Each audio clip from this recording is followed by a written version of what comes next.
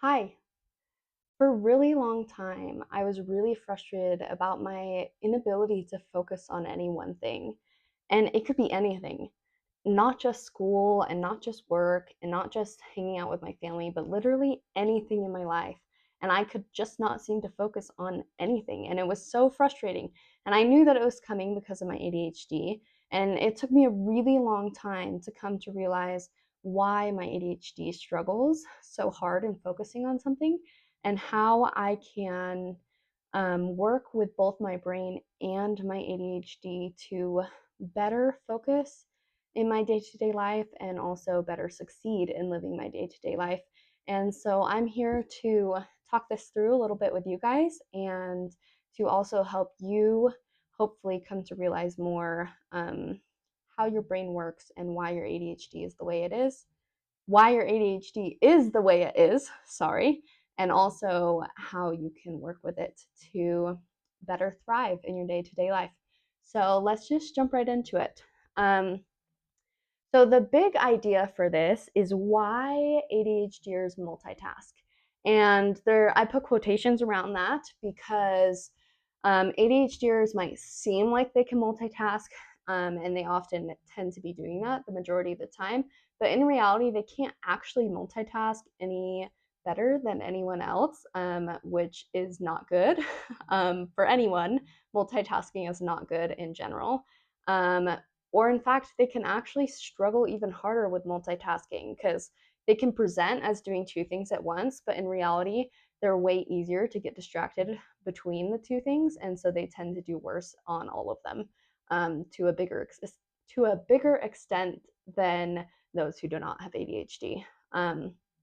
But the idea is that ADHDers don't necessarily get distracted um, for this multitasking, but in reality, it's actually the brain trying to regulate itself. And it comes off in the form of distraction.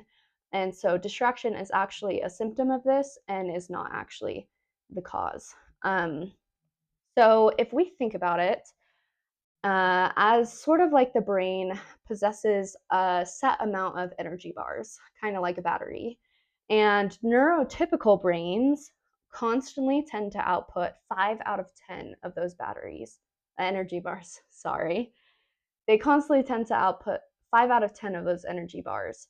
And because of that, they tend to be able to also control that output. So, for instance, if they need to focus in an interview or focus on a test, they can almost dial up the amount of energy that their brain outputs to like 7 or 8 energy bars.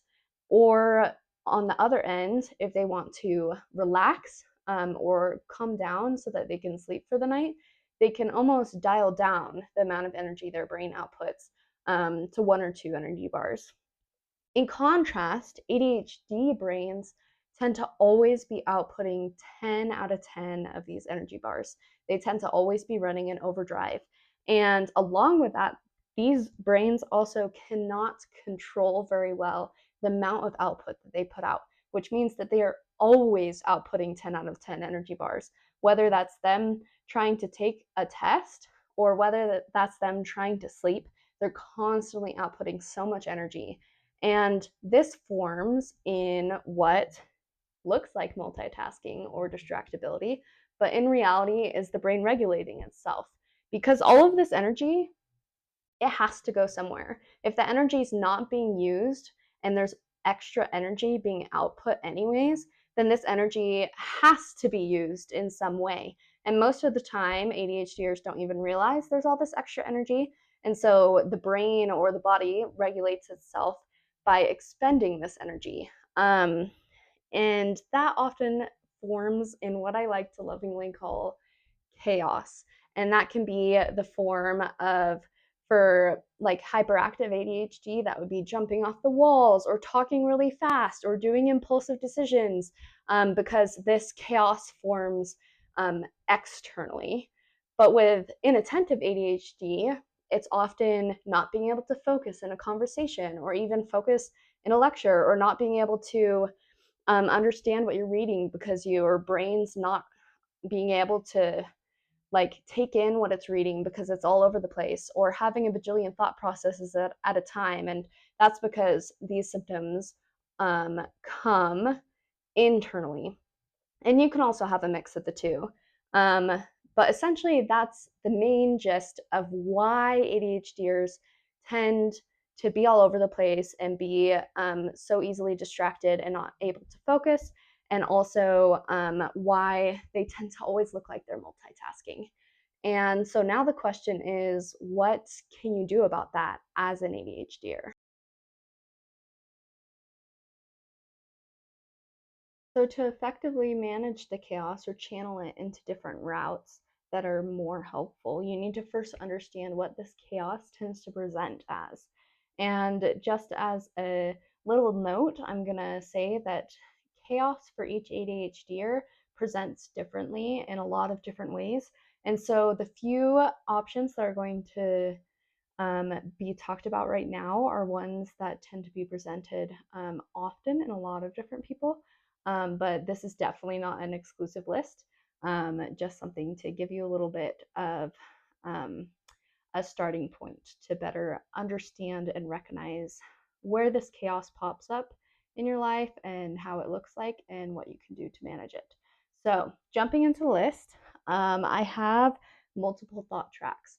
So, oftentimes, when an ADHD, or especially an inattentive one, has a lot of extra energy, a lot of the time, their thoughts tend to have multiple tracks going on at once.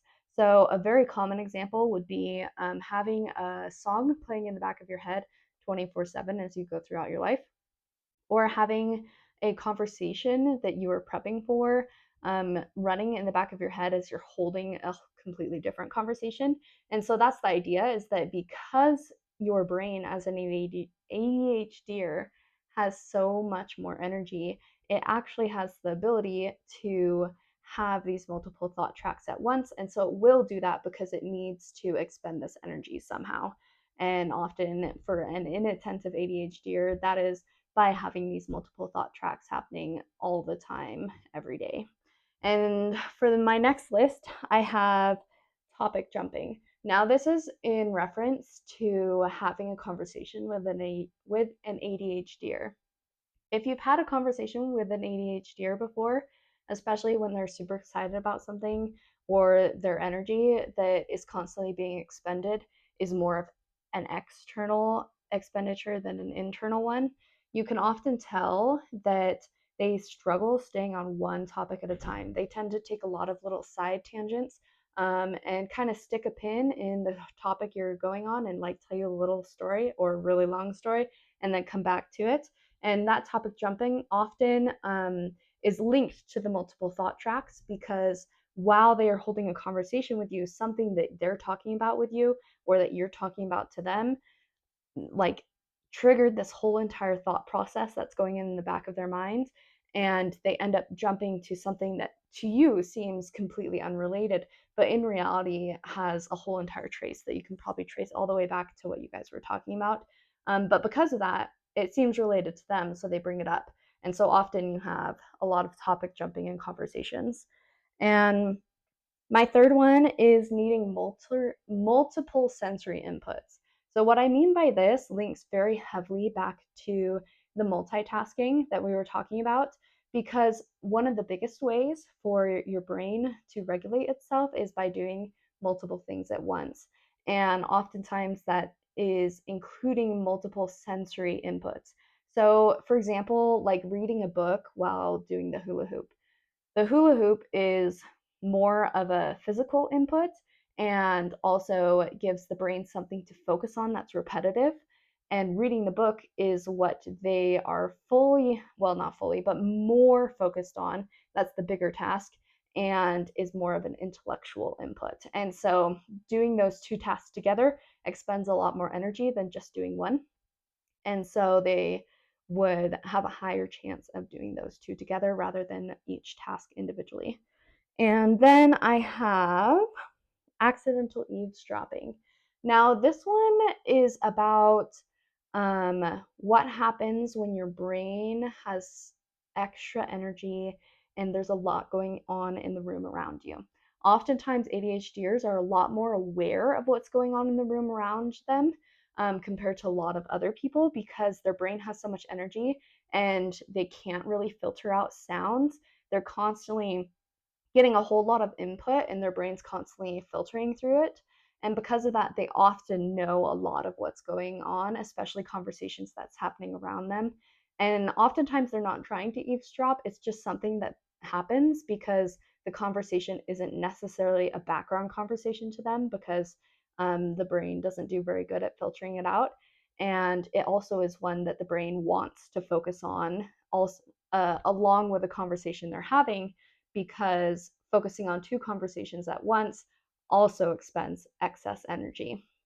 And then I have hyper awareness. And this is very closely linked to the accidental eavesdropping because it's not just eavesdropping on conversations, but it can also be hyper aware of what's happening around you. So, like if someone trips and almost spills a plate, just in an ADHDer's peripheral vision, they often can just pick that up while holding a conversation and just know that that happened because they're processing a whole lot of input at the same exact time. And that can lead to a problem that is called overstimulation.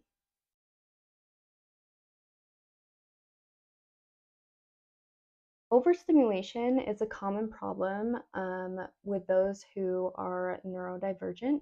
And this is because their brains often are outputting a lot of energy.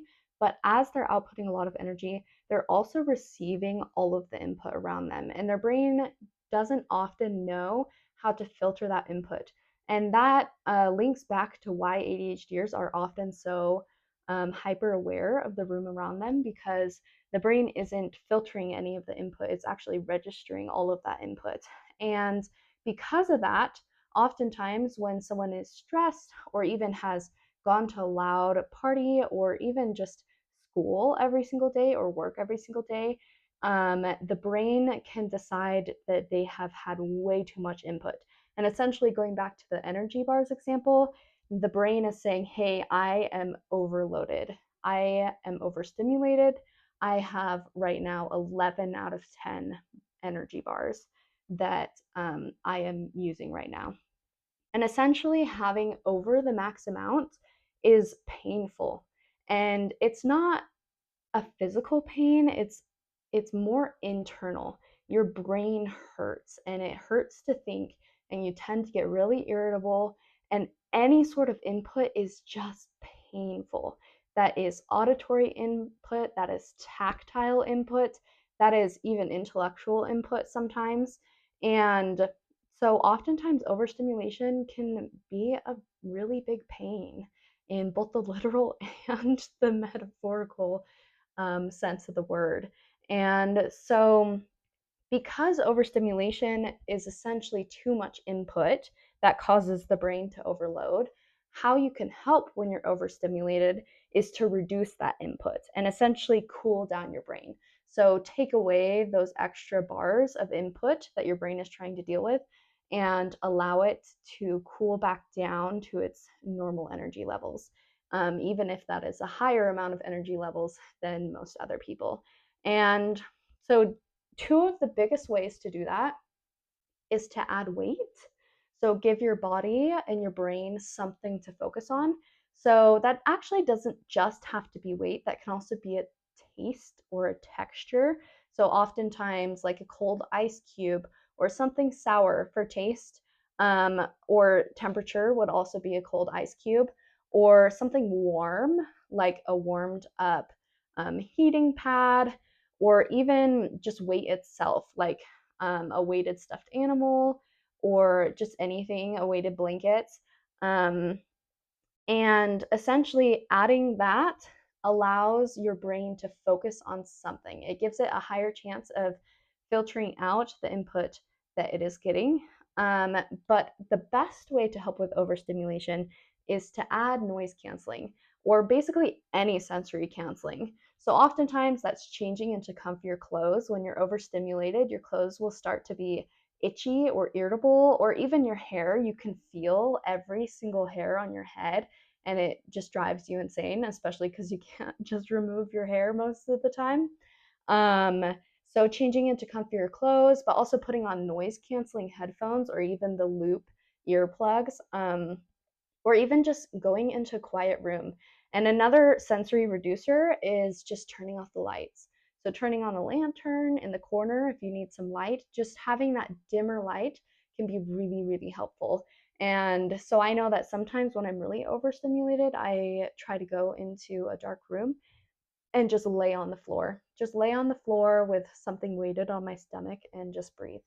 And that can help reset me a lot. But another thing that we need to talk about, now that we have discussed the basics of what exactly this chaos can look like, just on its own, but also when there's too much in the form of stimulation, now we can go into talking about what you can do to address it.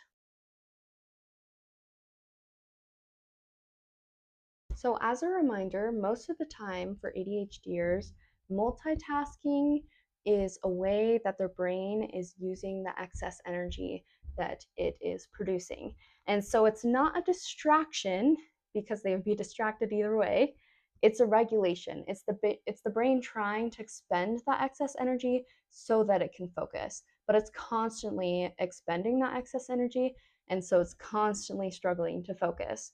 And because of that, we get chaos. And so, to manage the chaos, we don't just want one task because one task does not expend enough energy. And we are left with excess energy and are left with the problem of your brain trying to figure out how to use that excess energy. And so, instead, you want to do two tasks, which will give you better focus and also help expend that excess energy. So the idea is that now that you know what chaos is and what it comes from and why you struggle focusing, and that it's because the brain is trying to figure out a way to expend all that energy and is picking outlets of expenditure that aren't very helpful in focusing on what you want to focus, then what you want to do is give your brain a better outlet. You want to give your brain something that it can use to expend that excess energy, but isn't distracting you. And so the magic formula is one main task and one side task. So, or side activity. So, the idea with the main task is that it's what you want to focus on, it's what you want to do in that moment, whether that's homework or working or holding a conversation or house chores or anything like that. Just something that you want to focus on. The side activity is very important. This is what you're going to use to expend that excess energy for your brain. That's the outlet that you're going to be giving your brain to use. The big trick here is that the side activity cannot be distracting. If it's distracting, it's not doing its job and you need to pick another one. And so the side activity should be something that your brain can focus on in the background that isn't distracting it from the main task. And so because of that, as your brain is focusing on the side activity, it can use that focus, that side focus essentially, to expend the excess energy. But because that expenditure isn't distracting, then you can focus better on the main task. So, for examples, that would be listening to music while doing homework. Your brain can listen to the music and focus on the homework. And those two together can often expend a lot more energy than just trying and failing to focus on homework. Another one is fidgeting. So if you're trying to listen to a lecture or to an important conversation and your brain keeps wandering, then pull out a fidget. Give your brain something to do.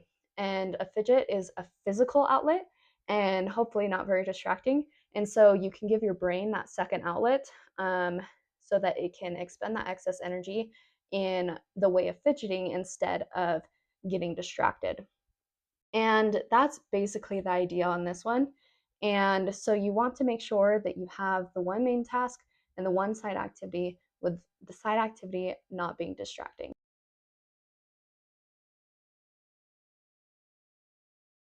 As you experiment and try out different main tasks and side activities, your biggest job is to remember that you need to be working with your brain. Your brain isn't actively trying to harm you, it in fact wants to help you, and it's doing it in a lot of unhelpful ways. And so, your job is to help teach it how to channel its excess energy in a way that is actually beneficial and give it the tools that it needs to channel that excess energy in a helpful way than in a harmful way. And in closing, as a reminder, your brain isn't wrong and it's not broken. It's just different. And we all have different brains in different ways, and our job is to learn how to work with our brains because we're supposed to work with our brains, not against our brains. And we're both on the same team, even if we're trying right now to um, solve problems in different ways and are clashing with each other. So we need to work with our brain and help it realize how to work with us in a way that's helpful in reaching our shared goals of thriving and living happily and well. And the challenge for this video is to find 3 ways that you can help manage your brain and its chaos. We all have different types of chaos and we all have different types of brains. And so each way is going to be individual and special and unique to you. And that's okay. And just as an important reminder, remember to write these 3 things down and make them accessible. If you don't write them down and you don't put them somewhere where you can see them or easily access them, then they're not going to be very useful to you. And I really hope you found this video helpful, and I'm here to help you along your journey of learning how to coexist with your brain and work with it and not against it.